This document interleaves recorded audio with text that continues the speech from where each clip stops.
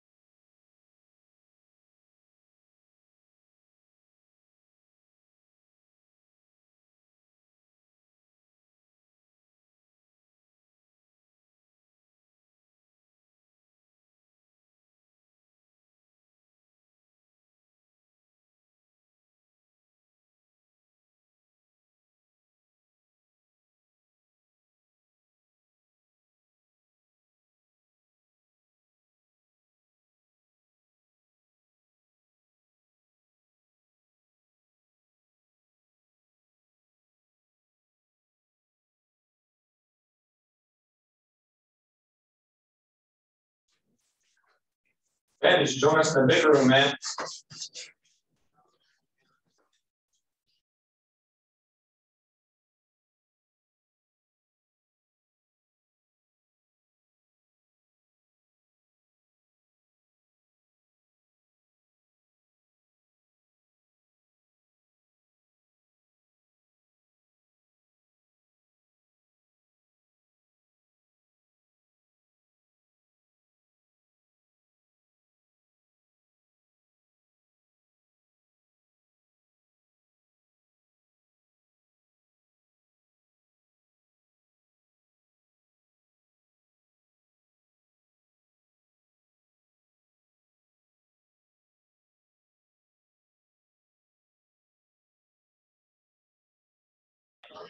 So Chase, Sunday in paradise, right? how you doing, bro?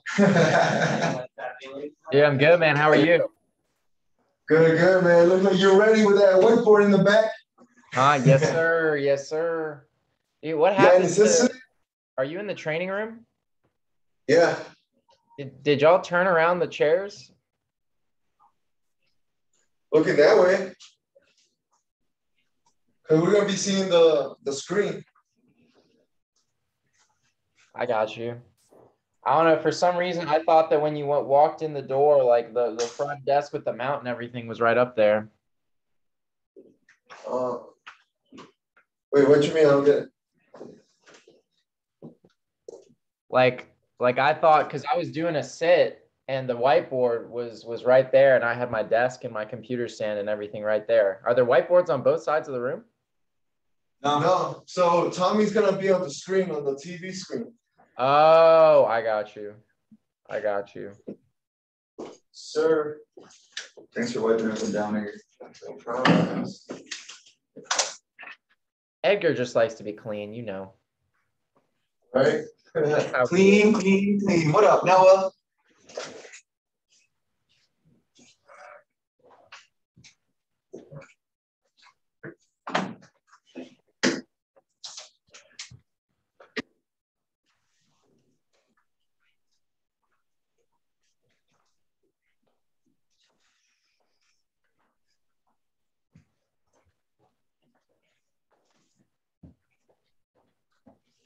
Bruh.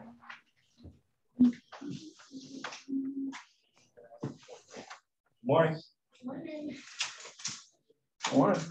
7. Just 7 already. It's wild, right?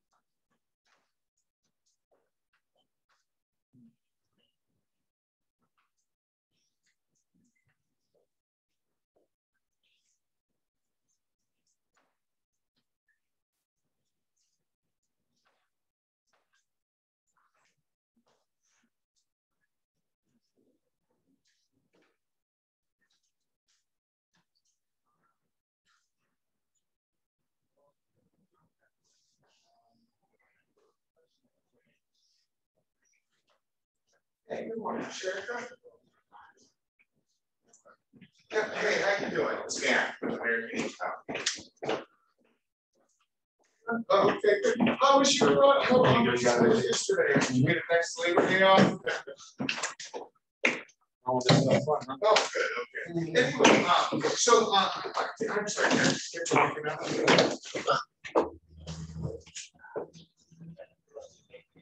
Oh my God, yeah, you're starting. Congratulations. Okay, I'll just keep this super quick. We just got to follow up to finish up from the weekend.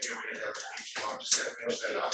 I just wanted to schedule the time to go over that with you. So keep that super quick. That's all we have to do. Short up the phone. Are you guys?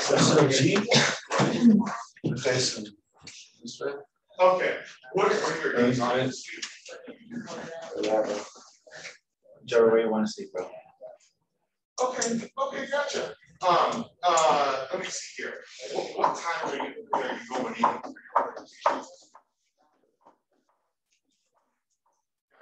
Okay. Okay, sure. All I'm trying to do is figure out a good time. But you don't know what time you're going in to sleep. Okay. I tell you what, I'll follow up with you. When do you get off today? Just say it's not the exact. About noon? Okay. All right, I'll give you a call back then. Okay.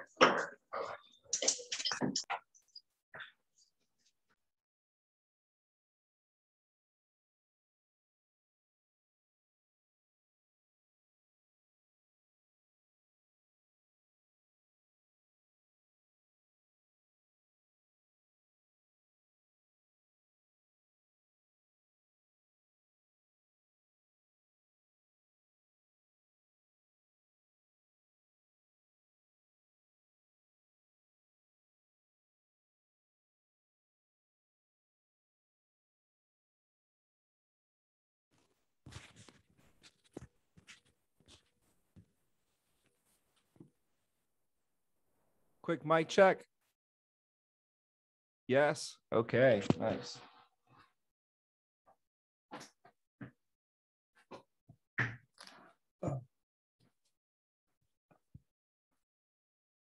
Let's give it a minute to see if anybody else shakes on here. Quick second or two. I have no coffee today. I have my vitamin drink. That's what I'm drinking on. So instead of taking pills, because I don't like to take pills, I found a vitamin drink. You could just take a scoop, pour it in, drink it. Tastes like fruit punch. It's like, can anybody hear that? You hear that big siren in the back? Barely. Okay. Barely. There is a tornado siren going off over here. And I guess every Tuesday, the first Tuesday of the month at 10 a.m., they have a tornado siren going off. Let me open up the blinds a little bit. Problem with the blinds being open, like whites you out almost. I'm good though, right? They're redoing my garage, so they had to take looks like I looked out there, I'm like, oh, there's the Maserati. Right? Quick story. Anybody know how I got the Maserati? No. Simon said he's like if you know the agency's doing a certain number and you're doing 7 million a year, that's loud. Can you hear it now? No? Yeah, you guys can hear that. Okay. He's like, and you're doing 7 million a year. Anytime the agency hits this number, I'll pay for the Maserati for you. So I went and got it, and you know we hit the number most of the time. So I got it paid for most of the time. You know, but it was like $2,600 a month. And I said, heck with it. So I paid a couple, he paid a couple, you know, the payments over the years. But after 5 years it was paid off. So I've been just having this thing just chilling there. It got like 32,000 miles on it. Looks brand new, you know, and everybody in our neighborhood has golf carts in this neighborhood because it's just crazy. Everybody has them. We don't have one yet. But I was like, until we get a golf cart, we got just take the Maserati, put the top down in that thing, you know. But that's, you know, all from this company, all from being an agent. You know, I started out as an agent. My first month I did 24,000 and I recruited 10 people. So guess what happened after that? Became a supervisor.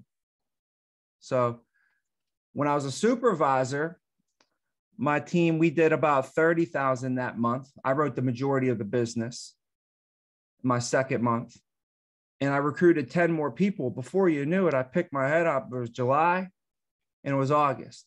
So now we're in September of 2008. I look up and I got 20 people in my pipeline, got 6 or 7 people on my team already. 3 or 4 people coming in. I'm about to be at 10 submitting agents, right? And then in my third month, I ended up getting promoted to a GA. You know what they did? They found a guy in the agency who was an SA who couldn't recruit anybody. And then they took me and said, since you're recruiting everybody, we're going to pair you up with him and he can help you train all these people. So I was like, that's awesome. Let's do it. So it was a good combination. It worked out well. So now I'm a GA in my 3rd month. People ask me, what do you do when you know, like if you say like, what should I do? I'm an agent, right? And I joke sometimes about this with people, but my serious advice to you would be to do what I did when I was an agent. Just make sense, guys? Like it's hard to give advice based upon other people's experiences, although you can, you know, Like I can read a book. You could come to me and ask me a question and I'd be like, okay, you want to know what? I read a book on Albert Einstein, and here's what Albert Einstein did in a very similar situation as you. And that's great advice. I have some friends of mine, when I go to ask them for advice, it's never their advice that they give me. They always give me something from a book that they've read. Well, Tommy, Phil Jackson in his book, Getting 7 Rings or whatever his book is, he had a situation with a player similar to what you're going over. And here's what Phil Jackson did. Here's what Tiger Woods did in your situation. Like, that's great advice. And the only way you're going to get that advice is if you can give that advice, if you get that advice. So you got to go read books on all these people, and you just got to be a wealth of knowledge so that when people come to you, you're not always coming with your own experiences. However, today I'm going to go over my own experiences because Tiger Woods didn't come into this business and do what I did. I'm the only person that's ever done that. People say I am the first ballot Hall of Famer for regional directors in this company. So if you want to be at the highest level position in the company, a regional director, and then you also want to, number one, do people even get there? Most people don't even get there. They don't even get to a regional director. Not only do you want to get there, you want to get there and dominate when you're there. So I got there, I was on stage 5 years in a row. Like, how about 6 out of 7 years we were on stage? 6 out of 7 years as an RGA. People look at this house and they look at the Maserati and they'll be like, oh, Tommy, it must be nice being an SGA. Guys, I've been an SGA for a year. You think I got this house because I was an SGA for a year? Newsflash, no. This house was bought from all the money I made from being an MGA and an RGA. That's what this house was built off of. I saved, listen, I've probably made, I don't even know, dude. Like I made over $1 million for the last 8 years in a row as an RGA with this company. So the money I had saved up, I put it into Torchmark stock. If you guys aren't buying the Globe stock that you can be buying right now on a weekly basis, you're missing out. You're missing out. You should pick your head up a year from now and have at least, I don't know, 10 grand saved up. That's only $200 a week. You should be putting at least $100 a week into it. You'll wake up next year, you have 5 grand set aside. If you don't pay your taxes, there's your tax money. You ain't gonna miss it. That's what I did. And then when I got my renewals, you know what I did? I got my renewals and I opened up a separate bank account, and I only put a savings account at that bank, and I shoved it all in a savings account, and there's no way I can get to the money. I called him. I said, is there a way you can put a triple password on this thing to where I have to come down there, give a passcode, put my thumbprint on it, and then have a special key to get my money? Because I want you to hide my money from me. I want to have no access to my money. Okay. And if you can't help me, my other option, I was going to go bury it in my backyard. Those are my 2 options, right? I did not want to see my money. I didn't want to have access to my money. I don't want to be able to touch my money. So when you start getting renewals, guys, just hide them from yourself. Hide them from yourself. Okay. Start putting money into Globe stock on a weekly basis. Easiest thing I've ever done. It was like pushing a button, boom. I picked my head up a couple years from now. I'm like, holy cow. Right? And guess what that stock has done? Nothing but grow, So over the last 10, 12 years, I've been smart with my money. Every time I got extra time and extra money, I reinvested it. Very rarely did I go spend it until I really made it. To when I had when you're making $20,000 a week and you're 28 years old and you have a townhouse, you end up having a couple extra $1,000s a week, and then you end up doing some dumb stuff. And I'll admit it. The first year when I made $1 million, I went to the mall and did some dumb stuff at the mall. I swear on everything. Probably spent $100,000 at Ross Park Mall. Me and Justin would drive to Ross Park Mall, and we listened to Rick Ross. And we'd say, we're going to Rick Ross Park Mall. I don't know what was it to us, Anyways, that was the first year I made $1 million. But after that, I calmed down and I started actually being smart with my money. Okay. So being that said, that's how you, over the next 10 to 12 years, on the same exact contract that I was on, you can do bigger and better, because I made some mistakes along the way. So is that okay if I put this microphone right here and I stop holding it? All right, cool. Cool. Let me see if I can raise this seat up a little bit.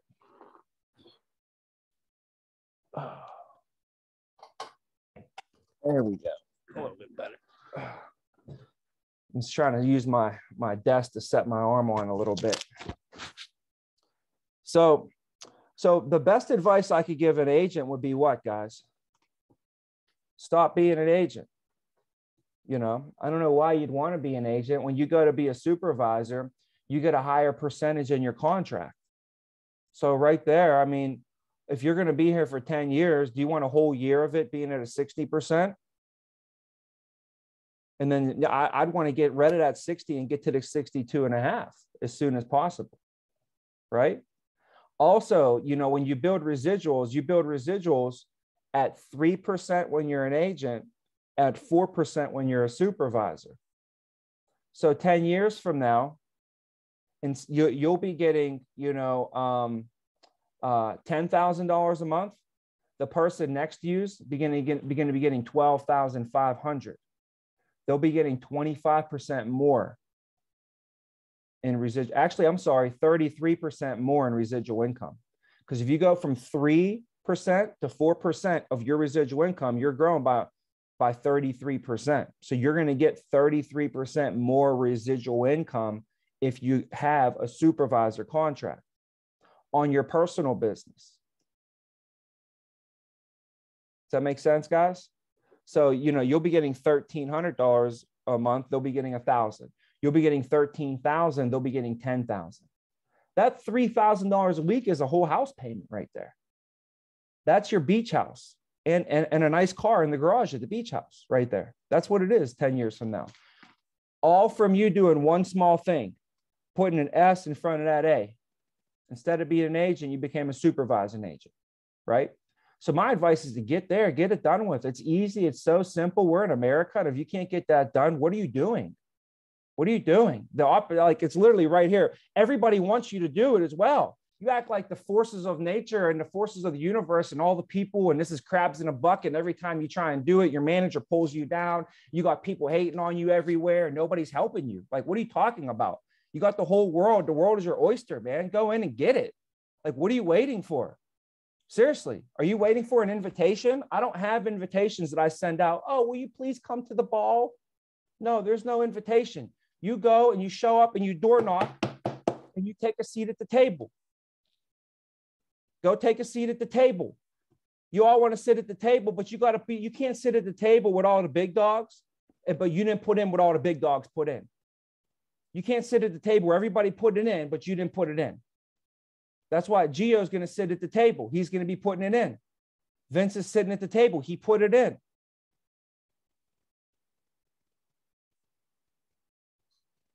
Does that make sense?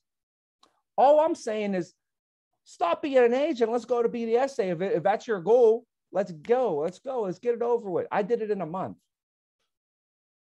So then the second thing would be when you're a supervisor, guess what I would tell you to do? Stop being a supervisor. Get that over with. Get to the GA. I did it in a month. So I don't have tons of advice on being an agent, tons of advice on being a GA as far as holding those positions. But believe me, I had to write a shit ton of business, or nobody would have respected me. How do you think all the people in my lineage have been the top producers and the highest quality? Why do you think we always got high quantity and high quality? So if you think of, I got a whole team and somehow our team was number one in the entire world for all these years in a row. A team is made up of what? Individuals. I didn't have 1 million average people. We had a lot. We had quantity, but we had quality. Quality came from, for me, I was the main, you know, like if this was a tree and we were doing like clones of it or something, I was the main, I was like the mother plant, right? If I was a weak one and I was putting off weak fruit, then if they clone me, guess what all my clones are going to put out? Weak fruit, right? So, you know, I had to make sure that I was solid DNA all the way through and that I was duplicating that, only what was known to be the best of the best. So, you know, that's why it was, you know, that's how important it is for us to get the agent position down as well, because you're only going to be able to duplicate really, you know, really what you are. So let's go into some presenting stuff, you know, let's go into in the presentations. Like, does anybody have any presentational questions that you're, you know, getting stuck with out there, you know, anything as far as that goes? If I went into a home right now, you know, I know what I would do, you know, I know pretty much exactly what I would do based upon the situation, right? If it was a POS, you would know before you walked into the home 90% of the time. Sometimes you walk in and it's a POS that you don't recognize or you didn't know. It's called a walk-in POS. You find out, they come up on the screen, you find out they have a policy with the company, right? So if you handle a POS, you handle a POS the same way every time. We should all know how to handle a POS.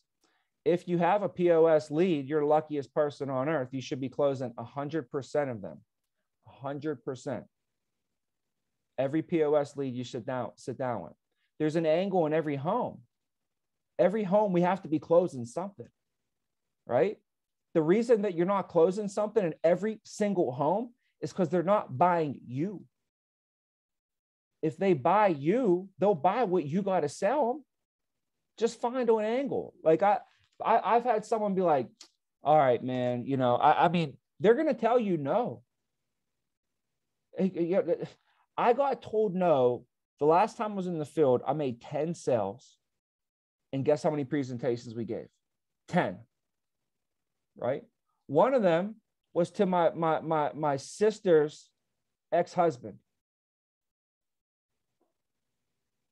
Closed him down though too. But on a weekly basis, if I'm in the field, I'm calling someone in my friends or family and selling them. Every single week I'm in the field, you should be trying to sell someone in your network. Or else, what do you got? Start erasing the damn names out of your phone then. What the heck do you got all these names in your phone if you're not going to use them? Use them or lose them.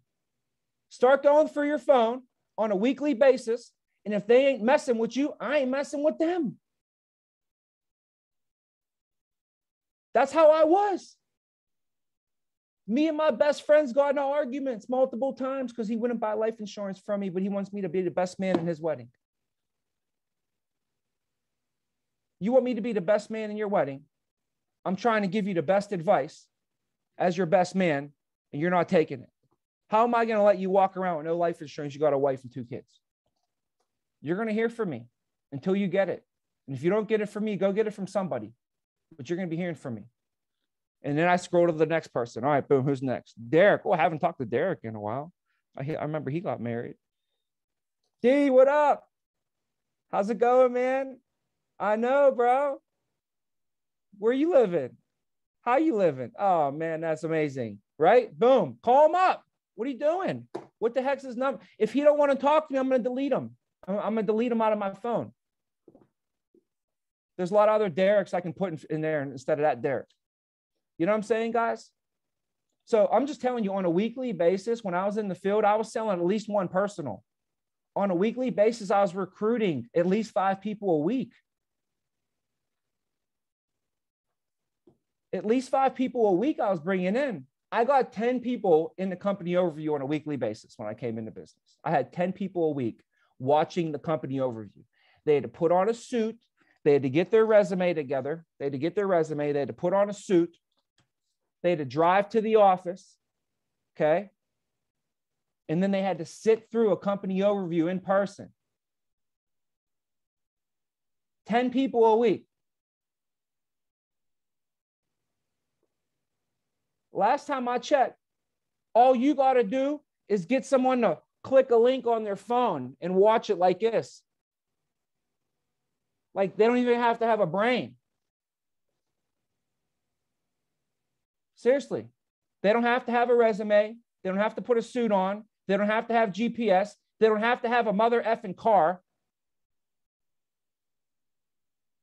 You don't have to call them and give them directions. They don't have to get lost. They're not calling you in the morning.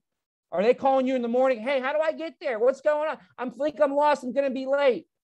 Then you got to come in and tell me, oh, Tommy, my guy's going to be late.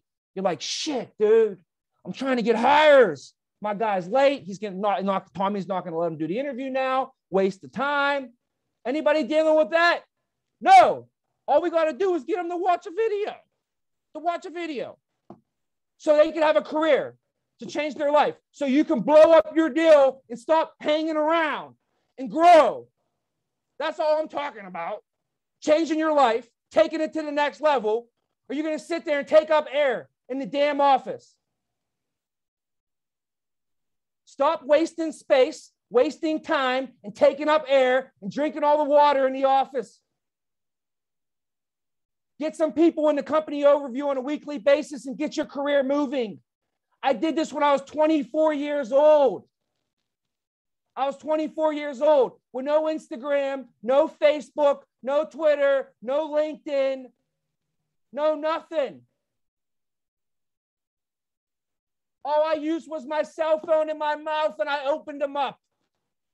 I opened my mouth up and I said words to people.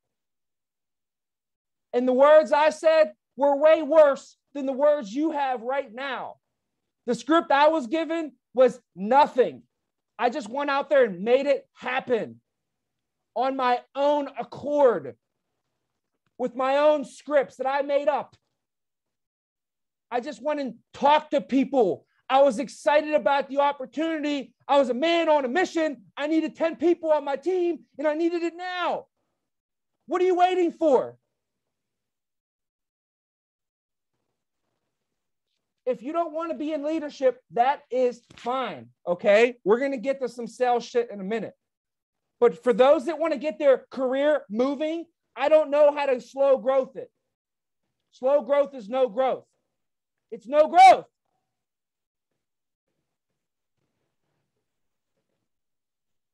We're going to start producing. We're going to get recruits in the door, and we're going to get ALP on the books, one or two. So I just don't know. You guys got to get 10 people a week in the company overview. If you do that, we'll hire about 4 or 5 of them. If we hire 4 or 5 a week, you're going to have 10 to 15 people on your team. That's all you got to do. Get 5 people a job a week. Get 5 people a job a week. Get 5 people a job a week. Not in North Chicago, okay? Because back in the day, if you wanted to, you would have to get them to drive to the office. What if they lived in West Side Chicago? You think they're driving to Des Plaines? No. What if they live in South Chicago? You think they're driving to Des Plaines for an interview? Let alone to work every day? No. You can recruit anywhere in the country. That's what I'm like. Sorry, I get a little fired up because what the heck are we doing? I got 10 people in the door my first month, and they had to live in the 20-mile radius of my office in Pittsburgh, and I was 24 years old. And I had no results. I was 24 years old living with my mom. How did I got 10 people to follow me my first month? How did I get 10 people in the door my second month? I didn't have a Maserati. I was living with my mom. Passion, belief, excitement, vision. That's what I had. You think I had skill set? I had passion. I had belief. I had a vision of what I wanted to do with my life and my career. I had a goal. And I was relentless to get that goal accomplished. And I told everybody about it. I need to get 10 people on my team ASAP. 10 people, 10 people, 10 people. Everybody knew. So anyways, that's my advice. If I was an agent and if I was a supervisor, I'd be flying right by. Get this shit done, man. You know? Second thing now is the presentation. So I'm not going to go into POS because most of us aren't going to be running POS. POS would be when you're here for at least 6 months to a year. You got to really, really know what you're doing and be a high level manager to have POS in your hands. So I'm not going to go over POS today. Okay. That's a policy owner. But in my mind, everybody is a policy owner at some level. Okay. What you have to be able to realize is that if they have coverage through work, and if they don't, they might have something on their own. And there are policy holders, regardless. They might not be a policy holder with us, but they are a policy holder. Okay. So you have to be able to get the coverage that they have out onto the table. So I know there's a lot of different ideas, a lot of different methods different people have to get the policies out. I'm going to go through the simplest way is when we do a needs analysis, right? Real simple needs analysis for a client, real simple, right? So I just went over all the no cost benefits with them. You know, let's say it was a hard card. I went over their AD&D certificate, went over their child safe, and went over their AIL plus card with them. You know, I got some referrals off the AIL plus card, got some referrals from the child safe, you know, and let's say I end up getting 5, 6 referrals off of that. I call those referrals right then and there in the house. So I'm going to say, now, Joe, what they found is that if we do not give them a call and get them on my schedule now, the chances of us getting them on the schedule and getting these benefits out to them goes down dramatically. So what we need to do is just give them a quick call now while we're here together, and we'll just get them on my schedule real quick. That way we don't have to worry about it. So how about I'll give your sister a call for you right now, or if you want to give her a call, we can put her on speakerphone. You know, that in person, I like doing it in person, but people are doing it virtual now too. It's working just the same. And then we give their sister a call, and give their brother a call, and give their mother a call, and give their neighbor a call, and give their coworker a call. And we give them all a call right then and there. We're calling them all. After I call them all, I'm gonna say, okay, guys, you know, now, are you guys familiar with different types of life insurance that they have available for you?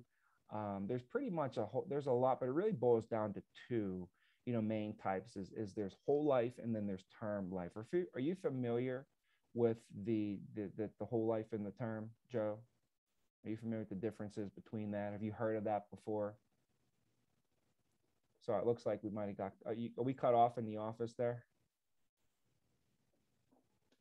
We okay there?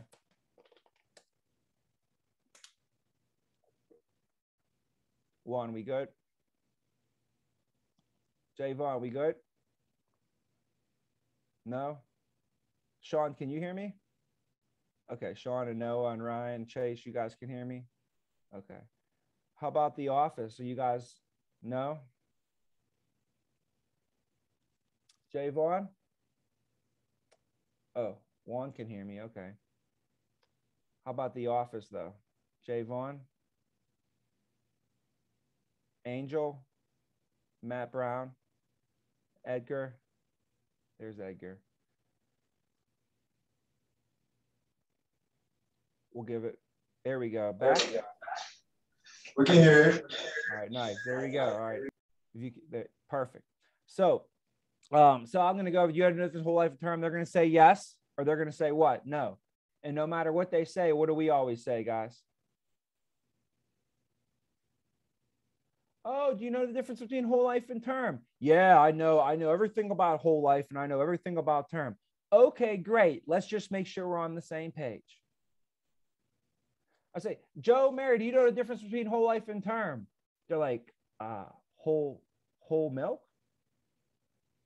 No. Whole life and term, life insurance. Are you familiar with this? You know what, Joe? Let's just make sure we're on the same page, okay? So regardless if they tell me that they're an expert in whole life and term or they don't know what I'm talking about, I'm still going to say the same thing. What do we say, guys? Okay, great. Let's just make sure we're on the same page. And then I go into breaking down the difference between whole life and term. I'll say the first type of coverage is called term coverage. And I spend time talking about term first. Term coverage covers you for a specific period of time. So you can have a term policy for 5, 10, 20 years. Now, let's say, Joe, that you have a term policy that covers you for $100,000. You know, and I'd write that on a sheet of paper. I don't have the ability to do that right now. So you guys are going to have to imagine this. What's up, bud?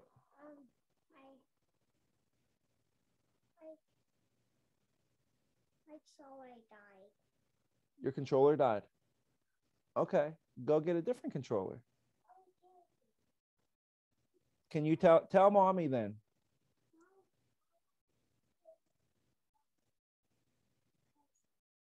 Okay, I'll be out in a little bit. All right, is that cool? Sorry about that. Get a 911 here. His controller died. So so I'm going to go over term first. And what I would do, I would draw it. You know, I would draw it out. You know, I've drawn it out many times. You guys can watch my video on YouTube or whatever. It's term, whole life versus term. Okay, maybe I'll find it posted or something after this. But basically, I go over term. You know, and I tell them it's temporary coverage. Imagine you have $100,000 of coverage, and let's say you have a term policy that's going to cover you for, let's say you have a 10-year term policy, Joe. That means that you're going to be covered now from year 1 all the way till year 10, right? Once you reach year 10, you're covered for it. Now, let's say that you live 10 years in one day. If you pass away within them 10 years, your family's going to receive that 100,000, right? But if you live 10 years in one day, then what does your family get paid out to you? Obviously nothing, because you're only covered for what? Just that 10 years. Now, let's say 10 years goes by and you want to still have coverage for maybe another 10 years. Well, you can renew it for another 10-year period, but you got to remember now you're going to be what? 10 years older.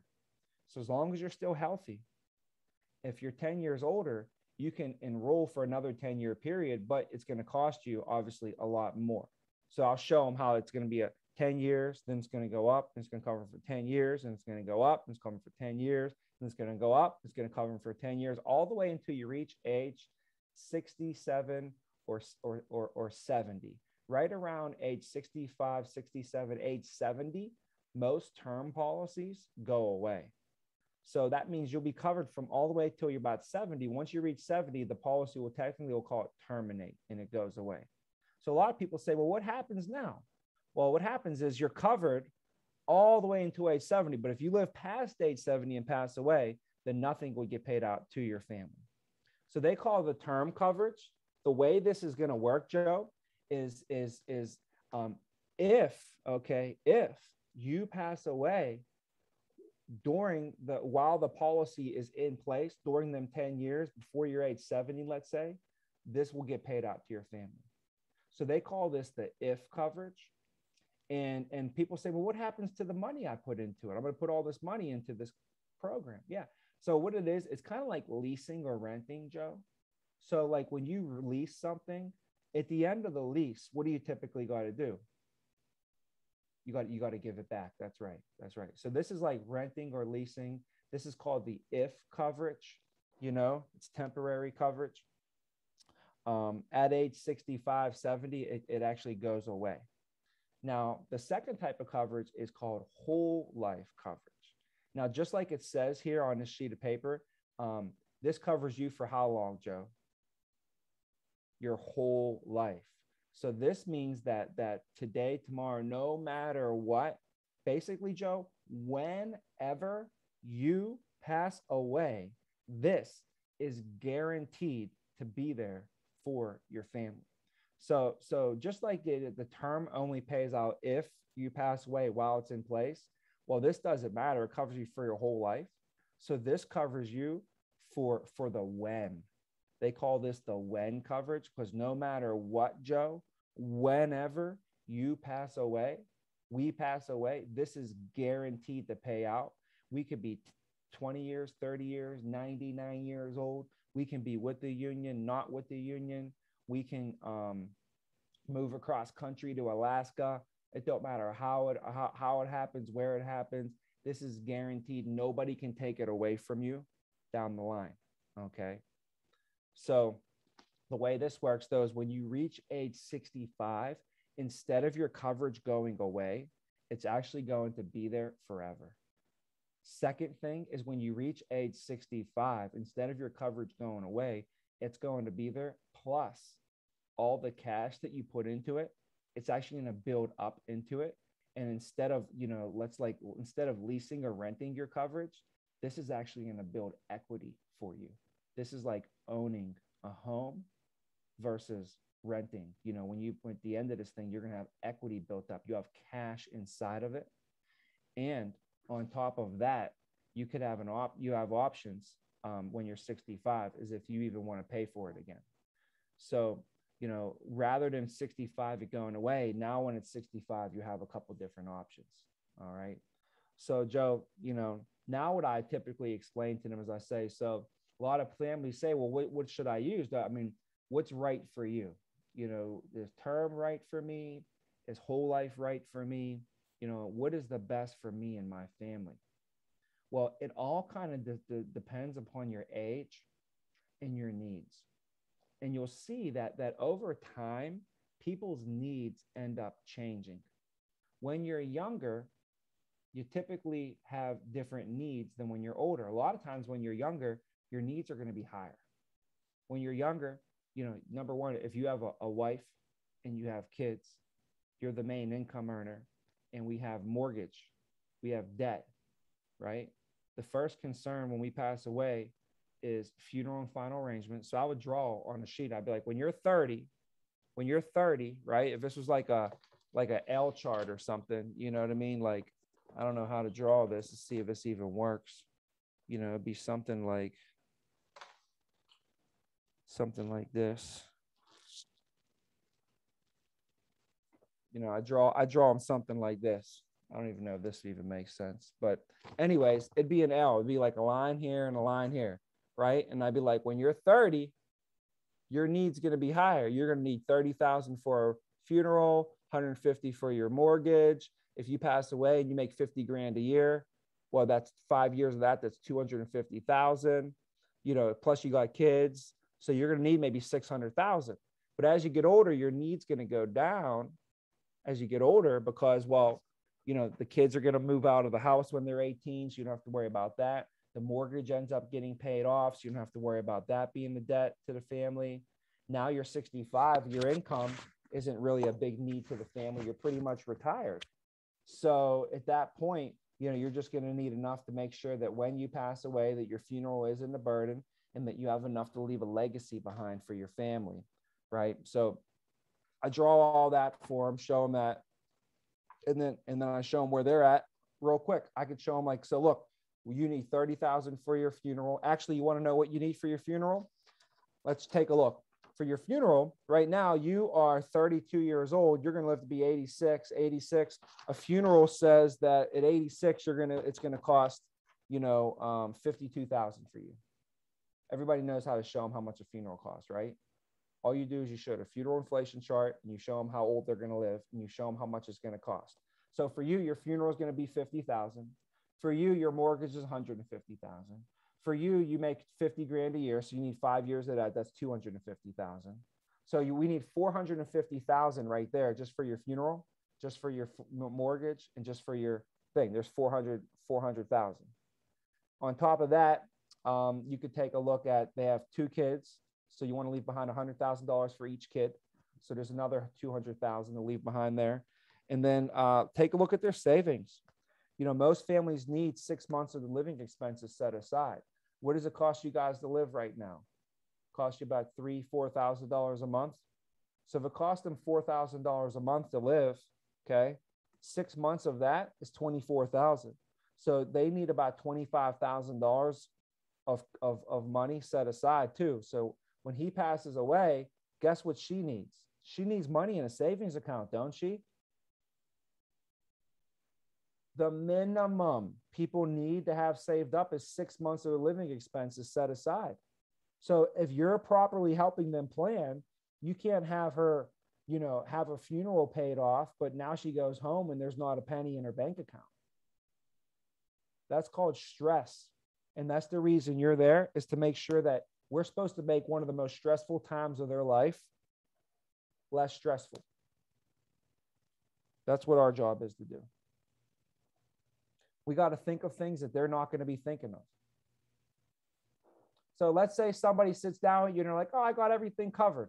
I'll say, okay, one of the concerns we help people with is making sure, okay, that you have your 6 to 12 months of living expenses set aside as well. So what's it cost you on a monthly basis? $3,000 a month? All right, great. Well, you need $18,000 to $36,000 a month set aside. I'd show them 3 options. I'd show them we're going to get you 40, 30, and 20. What, you know, let's make sure that when you pass away, you have some money set aside in a savings account. So you know, that's would be some stuff I would draw out for them. Okay, I would draw out for them the whole life versus term. I'd show them how it all makes sense, and then I go like this. I say, so Joe, here's the best thing: is right now, okay, is they have your 4th no cost benefit they set up for you is your needs analysis. You know what I like about this takes into consideration your current situation, and it'll show you if you have any gaps in your coverage.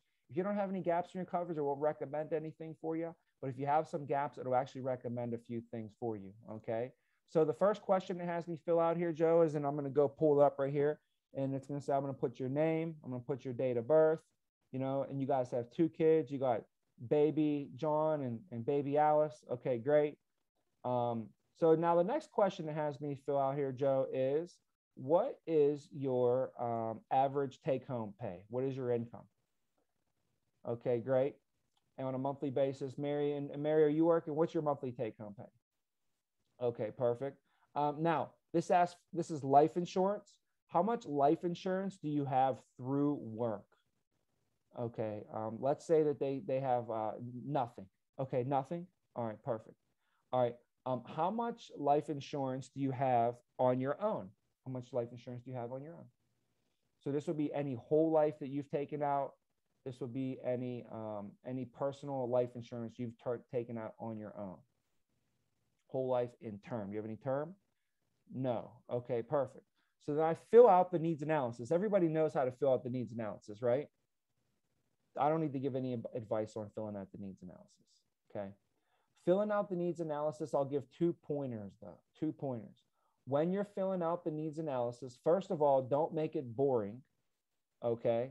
I've seen people have good presentations. They get to the needs analysis and it's like it hits a screeching halt. It's like, you know, it just slows everything down. Keep it fun. Have a conversation while collecting the information. So talk to them about their vacation. Talk to them about their plans for redoing the house. Talk to them about going back to school. Talk to them about football. Talk to them about something while you're filling out the needs analysis, okay? Or else it'll be boring. Get their mind off the fact that you're extracting this information off them. A good nurse gets their mind off the fact that she's extracting blood from you. She gets you thinking about something else, and before you know it, she's like, all right, you're done. That's a good nurse. She's a professional. That's a professional. So you as a professional need to know that this is a painful situation for people to have to give all their information like this. So keep it fun. take their mind off it, have a conversation while you're doing that. Okay. The second point of information is for the mortgage. If you want to be able to pitch the mortgage and position the mortgage, you just ask them, you say, now, Joe, the question on here says is, do you guys own or rent? Right? Okay, so you guys own your home, right? And then for your home, how many years do you have left on your mortgage? And what would you say your mortgage balance is? Okay. Now, now the next question to ask on here is, do you have insurance in case of death? Do you have mortgage insurance in case? So basically, if Joe would pass away, do you have the insurance? It'll actually pay off your mortgage for you for the home. No? Okay. All right. So I go into the computer right here. Okay. When you ask this question, okay, they're going to say no. And you go like this. You go, no. Okay. So I would assume, then, Mary, I would assume that if Joe would pass away, then you would pick up on the mortgage payments then? Is that correct? Okay. All right. Perfect. All right, great. And then the next question I have on here is, and you just keep on going. But right then and there, that mortgage question, you guys see how you can tee that up? How that's like a quick shot for Mary to recognize, like, oh my, if Joe passes away, I guess I am the one responsible for the mortgage. All right. So now we just finished the needs analysis. What happens after you do the needs analysis? You're going to click what? You click next. After you click next, what pops up? Mandatory read-off letter, right? So what we do is we say, so Joe, the next thing they have me do is they have me read off your mandatory read-off letter for you. So I literally read off the mandatory read-off letter for them with it up on the screen. And then I take it down from the screen. And this is where you want to look like right in the camera. And you want to be like, so basically, Joe and Mary, what they're saying is, if as I go through these benefits, if you're nodding your head thinking, you know, they're great benefits and they fit a need for your family, they're going to ask you to try and qualify for the benefits today while we're out here. But as I go through the benefits, if you're nodding your head, you think they're great benefits, you can see why everybody's taking advantage of them, but it just doesn't fit a need for your family, to ask you to try and not qualify while we're out here today. But either way, they do want a yes or no from you, just to make in fairness to all the other members, because they didn't want me to go through all the benefits and by the end you say something silly like, you know, you wanted to think about it. So they wanted to keep it fair to all the members, you know, during your enrollment period, you know, that they just, we're not able to come back because they figured that they checked everything out and made it to where that there's really a no-brainer. So there's really not going to be much to think about after I go through it. So at the end of the day, Joe and Mary, they just want a yes or no, just to make sure, you know, that we get through the benefits with you clearly today. Does that make sense to you? Okay, great. Now, when I finish, there's going to be a review form. I'm going to ask you if you could just give me a quick Google review on how I did for you while I was out here today. So if you guys wouldn't mind on doing, just to make sure I didn't come on here and, you know, I don't know, spill coffee all over myself and, you know, go on a caffeine rant about, you know, about politics or something crazy, right? Okay. So, but, you know, basically, Joe and Mary, they always make me ask, you know, before we move forward, they always make me ask is if you were to set aside, you know, $5 out of every $100 that you took home, but you set that aside to protect your family, would that take food off your table or drastically change your lifestyle to set aside $5 out of every 100 to protect your family? No? Okay, great. Well, they just never wanted us to show you something that you need, but you just wouldn't be able to afford. And if they're like, well, 5 out of every 100, I don't know if I could afford that right now. I say, okay, well, they actually got some programs that are for $1 or $2 as well. Okay. So let's see what it actually recommends for you and your family. So then I go into it. The other option would be right there. I'd like, so Joe and Mary, they always make me ask, before we move forward, they always make me ask, you know, imagine you walked into work on Monday and the boss pulled everybody aside and basically said that he was giving everybody an extra hour in our pay. So everybody for the week was taking home 41 hours instead of 40. That might feel pretty good. We're going to get 1 extra hour in our pay. But we're probably not going to run home and tell the family, let's book our dream vacation to Disneyland. And then when we come back, we're going to go get a brand new Cadillac. Probably not for getting 1 extra hour for a week. Now, on the flip side, let's say we showed up to work on Monday and the boss put everybody aside and he says, I'm going to have to cut everybody back by an hour. So guys, instead of taking home 40, now we're only taking home 39 hours for the week. Well, that might make a little bit of a difference taking home an hour less. But on the same token, we're probably not going to run home and tell the family, hey, I'm getting an hour less now. We're going to have to cancel all of our vacation plans. And we're probably going to have to actually put the car up for sale. So whether we got an extra hour or lost an hour, either way, doesn't make that big of a difference. Okay. Just needed to make sure, for you, if we took that 1 hour, if you got an extra hour, or maybe you had to get cut back by an hour, either way, it doesn't make that big of a difference. Wouldn't you guys agree, Joe and Mary? We're probably not going to go buy a new car or sell our car either way, right? So they said, let's take that hour that doesn't make that big of a difference and let's put it towards something that would, okay? So guys, I just showed you 2 different ways to what? Proactively handle the I can't afford it. All right. So after I hit them with that, then I say, okay, so Joe, the first benefit that they set up for us is, and I pull up the screen and I press the next button, it's going to pop up on the screen. So all you do is read the screen. I don't get fancy with it. I press next, I'm going to say, so Joe, the first thing it wants us to, the expert simulator has identified is it says, let's examine our need for final expense protection. Guys, I literally just read that off the screen with them. Right?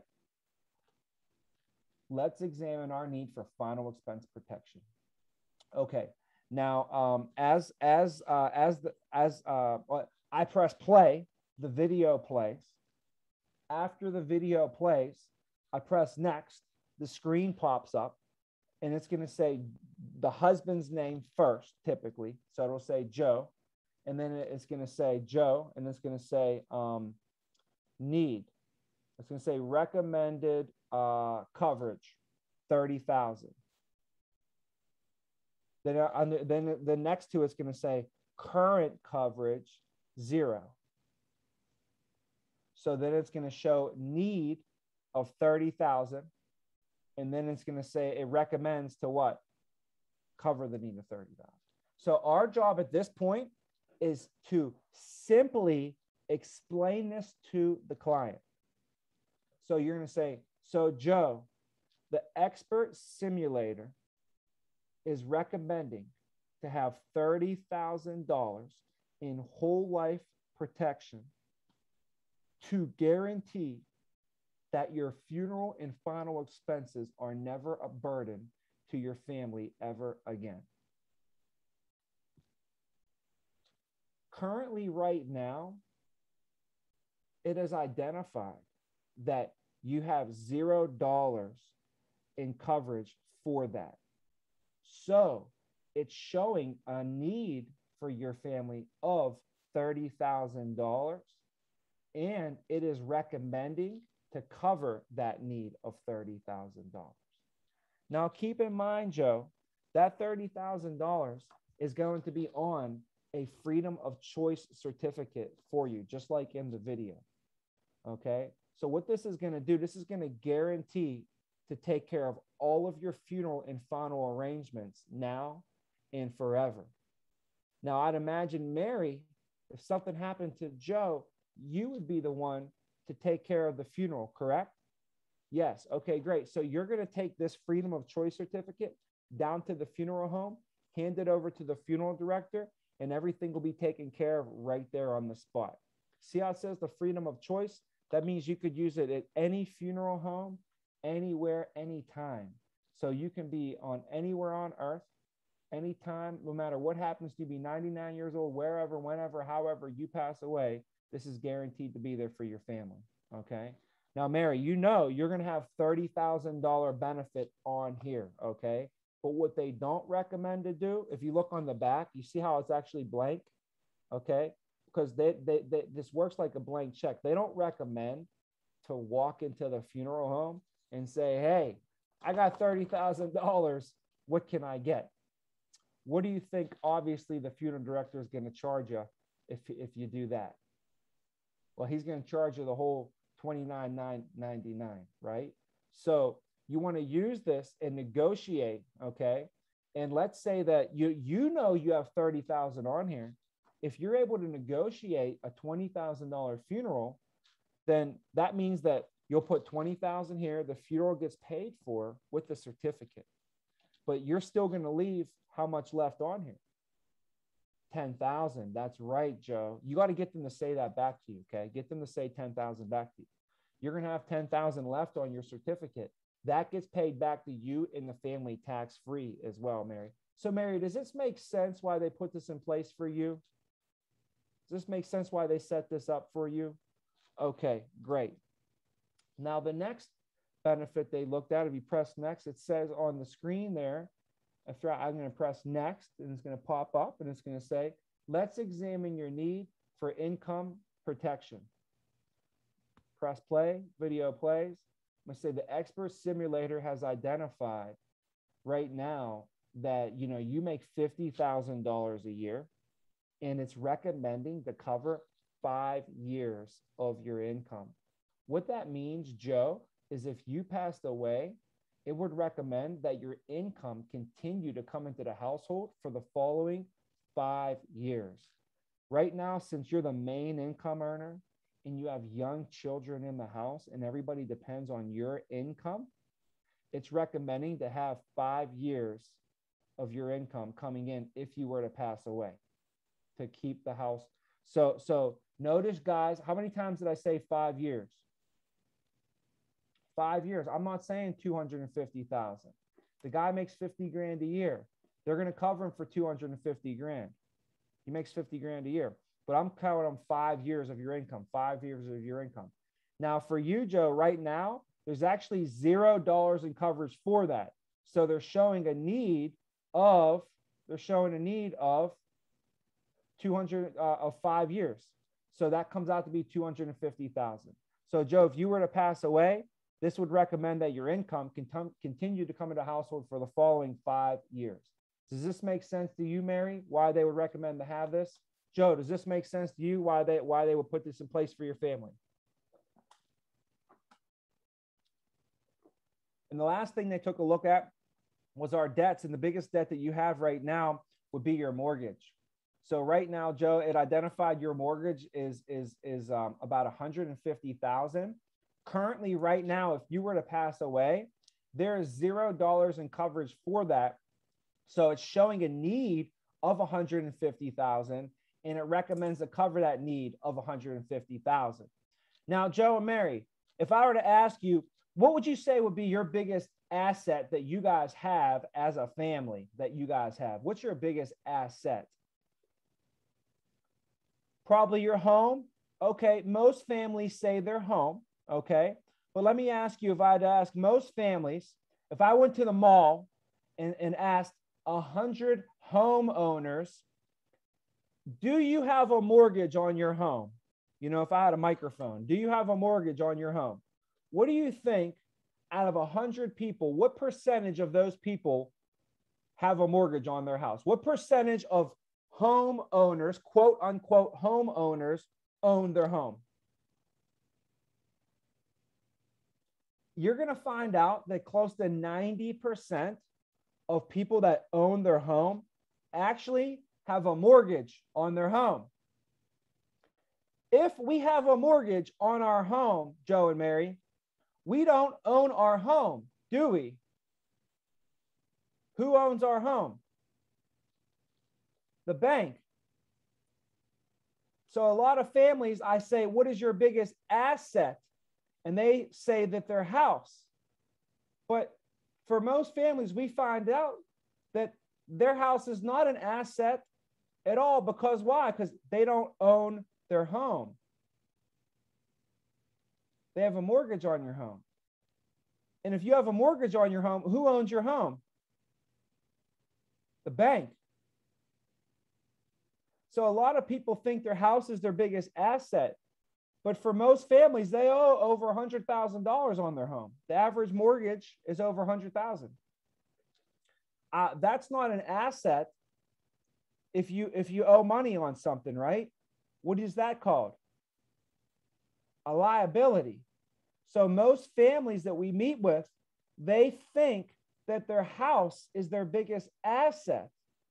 But when we actually sit down and figure it out, it turns out that their house ends up being their biggest liability that they have. Now, Joe, I meet a lot of families. If I had to ask you, I ask a lot of families, okay? When you pass away,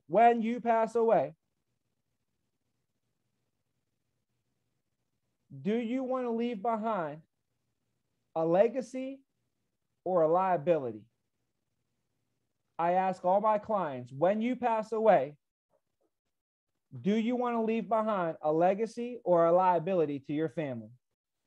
And what do you think everyone always tells me?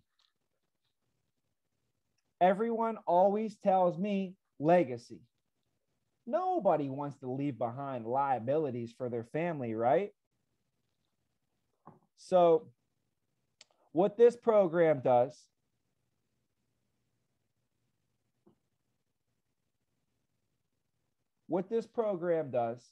is this guarantees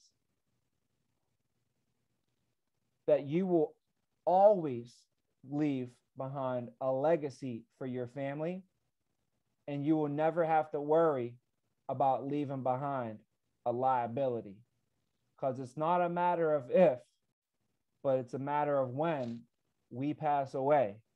There's only two guarantees in life, Joe: death and taxes. I've seen people getting around paying their taxes before. I've never seen anybody getting around dying, right? So, Joe and Mary, out of all these benefits that you see up on the screen here, they're number one, they're guaranteeing to make sure your funeral is never a burden to your family. They're going to make sure that you have income coming into your family, and that your debts will all be, make sure that you don't leave behind any major liabilities or debts, and the house will be secured and paid off. Now, out of all these benefits, Joe, Mary, which one do you feel would benefit your family the most? Like, what do you think is the most valuable or beneficial for your family? Joe, if you had to choose just one, which one would you choose? Okay, Joe chooses funeral. Okay, so I'm going to say, okay, Joe, I'm going to repeat it back to him. He's going to say the funeral.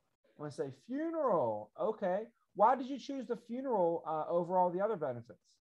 He's going to say, well, because it's going to be immediately paying out. My dad, passed away. My mom got stuck with the funeral, this, that, and another. Okay, and you're going to say, okay. You're going to repeat what he says back to you again, because he told you why. So you're going to say, okay, because it pays out immediate. You're going to say, because you don't want the same thing to happen to your mom that happened to your wife, blah, blah, blah, blah, blah. You say, now let me ask you, Joe, why is that most important to you? Making sure that the same thing that happened to your mom doesn't happen to your wife. Oh, you can't hear. It's hard to hear. Oh, yeah, you want to know what? I had the mic clipped to my thing. Sorry about that. All right, back at it. Yeah, sorry about that. I had the mic clipped to my strap, and I had to take it off. I'll just put it on this little thing I got here for now. So remember, it's three things. You got to ask them at the end. Okay. You're going to ask them which one, get them to tell you which one. Okay. Get them to tell you which one. So, and after he chooses which one, what do? Repeat it back to them and ask them why. Then when he tells you why he chose that, Then what do? You repeat that back to them and you say, why is that most important to you? I want them to tell me, number one, what they need, funeral. Number two, why they chose it, because they don't want to leave a burden to their mom or to their wife. And number three, I want them to tell me why that is important to them. He told me he needs funeral. He told me he doesn't want a burden to his wife. But why is that important to you to make sure that it doesn't get burdened to your wife? If you can get them at the end to tell you what they need, why they need it, and why it's important to them, they just sold themselves. They literally just told you how to sell them. Wouldn't you rather have the client sell themselves so you don't have to do any selling? The reason that the top salespeople, they get all the right answers because they're asking the right questions. You know, we got to be asking these questions at the end and getting them to tell us. If you get them talking, the client will end up telling you how to sell them. If you get the client talking and you listen, they'll eventually just talk themselves in and tell you exactly what they need and why they need it and why it's important to them. But I like to just ask them. So now after you go to Joe, guess what you do next? Go to Mary. Now, Mary, out of all these benefits, which one is most important to you? If you could only choose one. The income. Okay. Why did you choose income over the other benefits? Why did that stand out? Well, because it seems like it's the most money and you know, I do all the bills, you know, and we definitely, I don't know how we'd be able to survive without it. Okay, great. So you do all the bills. It's a large amount of income, 250,000 of coverage there. But why would you say, why is that most important to you, making sure that you have the bills paid and that you have that income coming in? And now she's like, well, I guess if you really think about it, and then she really thinks about it because you forced her to really think about it, right? And that's what really sells it, is her doing that. Now I'm going to say to him, I'm going to say, all right, Joe, Mary. So, you know, with all that in mind, you know, for you, do you remember when I asked you about that $5 out of every 100, if it would take food off your table? Well, for you, just to show you, and you guys, just what I'm doing, I click the button on the bottom and it says show recommended premium. Is that still a thing? Okay. And when you click show recommended premium, it pops up on the screen and it shows them what 5% of their income looks like, right? Okay, good. So that's all I do. I click the recommended premium. I say, hey, remember when I told you about that $5 out of every 100 if it would take food off your table? Well, for you, Joe, they felt they could take 5% of our income to protect the other 95%. Because if we don't do that, then there's two things that are going to happen 100% of the time. And we know those two guarantees are death and taxes. And like I said, I've met people who got around paying their taxes before, but I never met anyone who got around dying. Now, for you, Joe, that 5% of your income, if you look on the screen here, comes out to be $247 a month. They were actually able to get you in on the program for all of the benefits for $164 a month, way less than with their 5%. So, Joe, what I say here is I say, now, Joe, everyone always wants to try and qualify for the benefits, okay? But unfortunately, not everyone can. So I need to make sure you can qualify first. And then I just start filling out their application. Guess what's on the screen the whole time? The premium. They saw how much it cost. I don't need to go over it with them 47 times. Plus, I asked them after I remember how I said the expert similar recommends 30 grand. So you need 30. And then at the end, I'm like, does this make sense to you, Joe? Why they set this up for you? Mary, does this make sense why they set this 30,000 up for you? Perfect. Income protection, blah, blah, blah. Does this make sense? Does this make sense to you, Joe? Great. Mortgage protection. Does this make sense to you, Joe? Mary, does this make sense why they set the mortgage protection up for you? Okay, great. I've asked them, does this make sense 47 times? The cost is right up here on the screen. Let's fill this application out and get them enrolled into the benefits.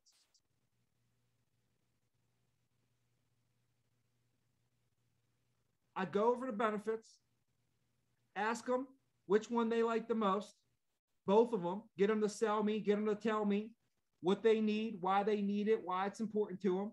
After they do that, I say, remember that $5 out of every 100? Or they figured they could take 5% of my income to protect the other 95%, because if we don't do that, there's two things that are going to happen 100% of the time. We know there's two guarantees in life. There's death and taxes. Okay. Now I've seen people getting around paying taxes. I've never seen anybody get around dying. For you, that 5% of your income actually comes out to be $300 a month. But lucky you, they were to get you in on the program at a great discount. Instead of $300, they got you in at $167 a month. Less than a cable, less than a cell phone bill. Now, the thing is, Joe and Mary, everyone always wants to try and qualify for these benefits. But unfortunately, not everybody can. So I need to make sure that you guys can even qualify first. And then I take it away and I fill out their application. Guys, if you do a needs analysis, it's going to be recommending big checks. It's recommending big checks. The reason you're getting small checks is because you're not using the needs analysis and you're giving your recommendations based upon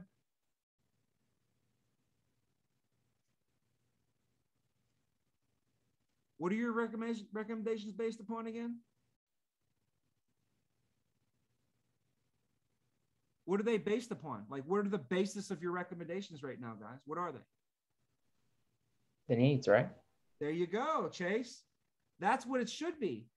Our recommendations should be based upon their needs. It shouldn't be based upon what I feel like pitching today. Oh, I'm going to pitch some big checks today. Oh, congratulations. But if you base your recommendations upon the needs, you're naturally going to get a big check, because people don't need a $4,000 life insurance policy. They don't need that. Like if I was 5 years old, you showed up at my house and you sold my dad a $14,000 life insurance policy, and then he died. Let me ask you, what the heck would that have done for my mom and me and my little sister? What do you think we would have did with $14,000? The answer is nothing. That was a big waste of everybody's time. The point is, people don't need a little bit of life insurance. You're never going to find that. When people need it, they need it. And when they need it, it typically is going to be an amount that covers a need, you know? So what I like about the needs analysis is that it covers their needs. And by doing so, it actually has a logical reasoning of why I'm actually recommending this to the client. They're not looking at me like, all right, this guy's been in insurance for 3 months and he's just picking these random numbers and telling me what I need. You're not a professional at telling somebody how much life insurance they need at this point. You know, that's why when I started, I didn't even want that pressure on me. I didn't want to put that evil on me. What's he say? Don't put that evil on me, Ricky Bobby, right? In the Ricky Bobby movie. I didn't want to put that evil on me to be the one that said, well, Tommy told me he needed it, and then I end up getting it, and it wasn't enough. No, I told you what the needs analysis said, okay, and I told you you needed 600,000, but you said you didn't want the 600, so we only did 100. I want the conversation to be not Tommy told me I needed 100, so I bought 100, but I found it out when I passed away I needed 600. It wasn't enough. I'd rather the conversation be Tommy told me he explained to me, you know, he did a needs analysis, he did drawings, we added up all the numbers. He explained to me that if I died today, my family would need about 600,000. Okay. But after we met, I couldn't afford that. So we agreed to get my foot in the door with 200,000. So I purchased the 200,000 willingly, knowing that I really needed 600. I mean, that's how I'd rather us make the sales. Does that make sense, guys? Like, I'd rather us make the sales like that. Plus, what that does, that gives us room to service them down the line. You know, it's okay if they buy the insurance and you know, they know that it's not completely covered. Like, they know that, okay, I'm just getting my foot in the door today. You know, hey, ideally, I'd want them to get the whole 600,000 be completely covered and never have to even see us ever again in their lives. You know, that's the ideal situation. But you are most like the most people. How many people, you know, right now are saving $50 a week? How many people are putting $100 into Torchmark stock on a weekly basis? If I told you right now to start putting $500 a week in Torchmark stock, you would probably be like, that's too much. It's too much. And guess what? You won't do it. Or you might do it for 1 week and then stop and cancel. So that's the same thing as me telling a client to start paying $500 a month. They might need $500 a month, but if they've never had life insurance before, I'm not giving them their first dose, their first time signing up, $500 a month. Because number one, they're probably not going to want to do it. And number two, if they do it, they're probably going to end up canceling on me in 2 months. So like, I want a client and I want my kid to save money, and I want him to save money for a lifetime. So I'm going to start him out with $20 a month, you know, then I'll get him to 50. Then I'll get my kid to 100, and then he'll be a lifetime saver. But if I start him out with $400 a month, he ain't going to last very long in the savings business. Same thing with these clients, right? We don't want them to sign up for $500 a month. And now they hate life insurance. They think it's too expensive. And now they never even have life insurance for it. Let's get them in the door and then let them know we'll be increasing it down the line. Once you own these benefits, they're yours for the rest of your life. They're member owned, member controlled. Okay, that's a big part of my close at the end. I tell them, like, once you get your foot in the door, these benefits are yours. They're member owned, member controlled. They're under your independent control. You could make any adjustments to them down the line. We could add family members, increase benefits. You know, the main thing is getting your foot in the door today, but just keeping it comfortable at the same time, you know? So, but anyways, I went over the needs analysis close today. I don't know if that was helpful, if it was redundant. Hopefully it, you know, gave a couple little pointers to at least 1 or 2 people we can take and run and use that. But next time, if I could maybe even pull up the actual needs analysis, pull it right up the screen and show you, you know, what it looks like instead of us kind of imagining it. But is there any questions to wrap up from today on that stuff we just went over?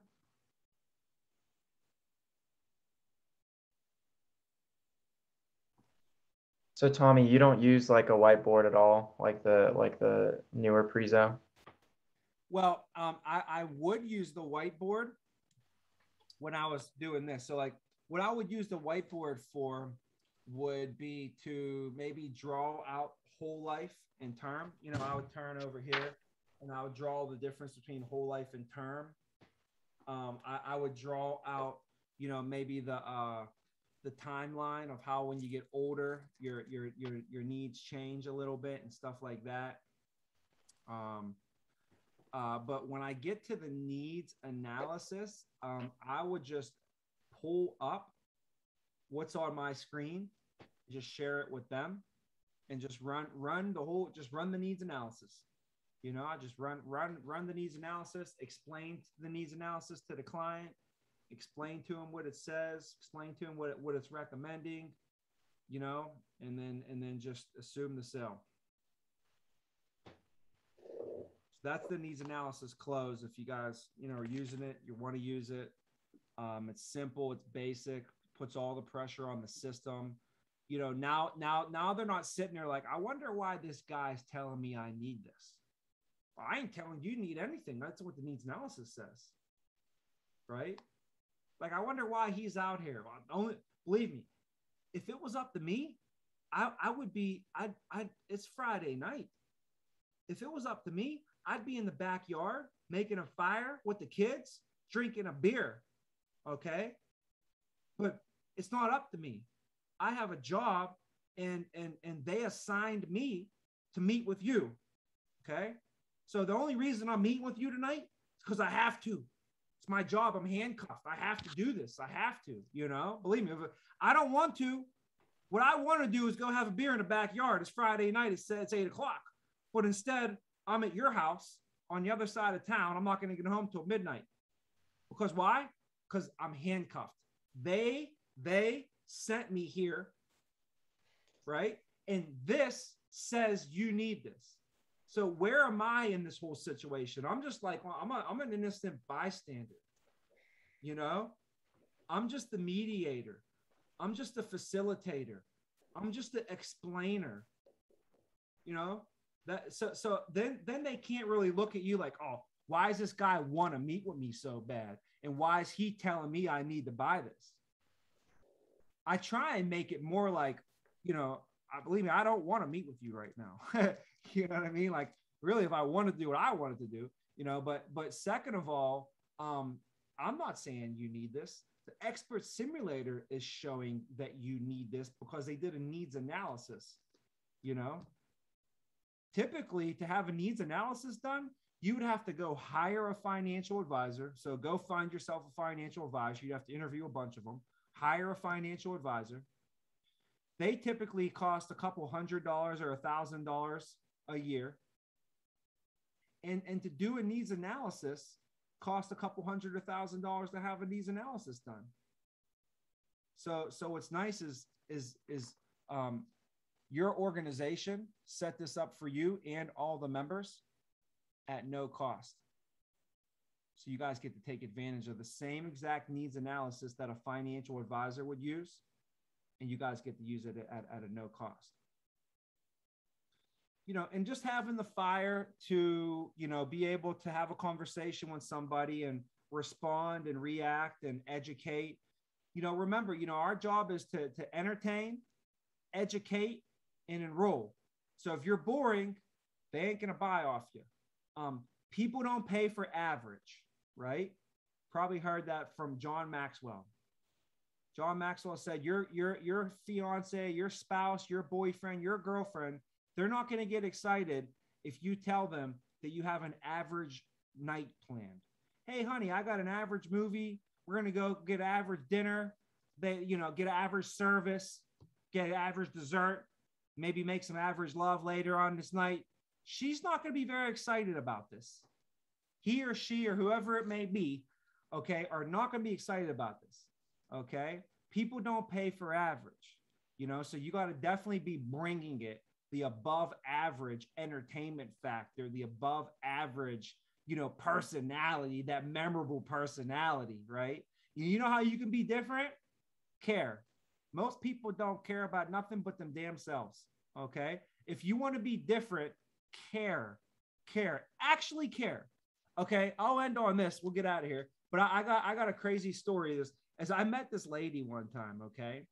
And this was a lot like an older lady. And I tried something that my coach told me. My coach told me to ask questions about them. And just keep, and whatever they tell you, ask them questions about that. And just keep asking them questions. Be a good conversationalist, he said, you know, and ask good questions, right? So he said, practice active listening. You guys know active listening is basically ask a question when they give you an answer, you repeat the answer back to them and then ask them another question. You know, oh, where are you from? Oh, you're from the, then they go, I'm from the South Side. So what do? You say, South Side. Okay. Did you live the South Side your whole life? Or, you know, did you live anywhere before that? Oh, well, before that, I lived in Omaha. And then you moved to the South Side. Wow. So you grew up in Omaha then? Is that where your parents were from? Well, yeah, my parents, they met in high school in Omaha, you know, and okay, so they grew up in Omaha, blah, blah. So what made you move to the South Side? Right? And then they say, oh, well, then I moved. Okay, so you got a job in the South Side doing that. How'd you get that job? Oh, your cousin. Okay, great. What is your cousin? And boom, you repeat the answer back to them. Keep talking to them about what they're talking. Okay, active listening. I did this with this lady one time for a half hour, straight half hour with this lady. Okay. By the end, she said to me, she said, you are the nicest person I've ever met. I mean, what a compliment, right? And then she said, what's your name again?